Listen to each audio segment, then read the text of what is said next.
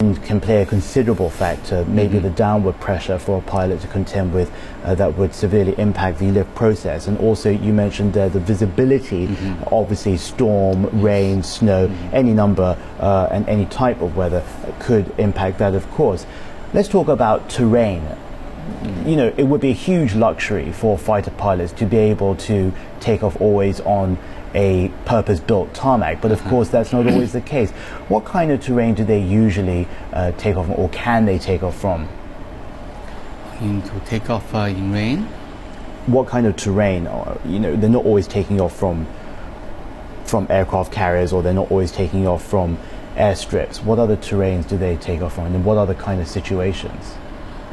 Well, I mean, the aircraft for the civil aircraft, you always ask for good conditions. But for the military? For military, then they are supposed to the sort of the whole weather sort of flight condition. So well, for a good fighter jet, they have to take off whenever they are required. So. We're seeing this plane take off, one of these Sherdils. At last we have a nice clear picture for you. It looks pretty slow. I'm sure it's a lot quicker in real life when you see it going past here on the screen over here.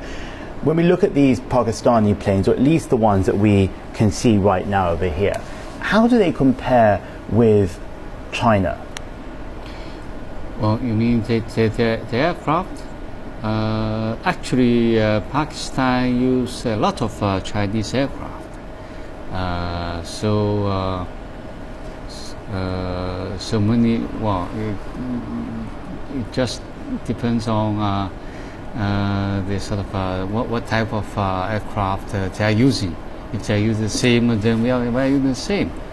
But I know J-10 is still not exported.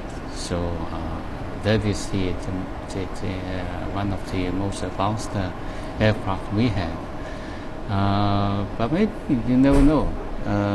They may also be. I think I heard they may have an export version. How soon could we see something like that? Well, I'm not sure. I think that depends on the decision from the very high level. It's not anything about. It's not a technical problem. But I think if it's going to be exported, the J-10, then Pakistan would be the first customer. I would think. A couple of days ago, we said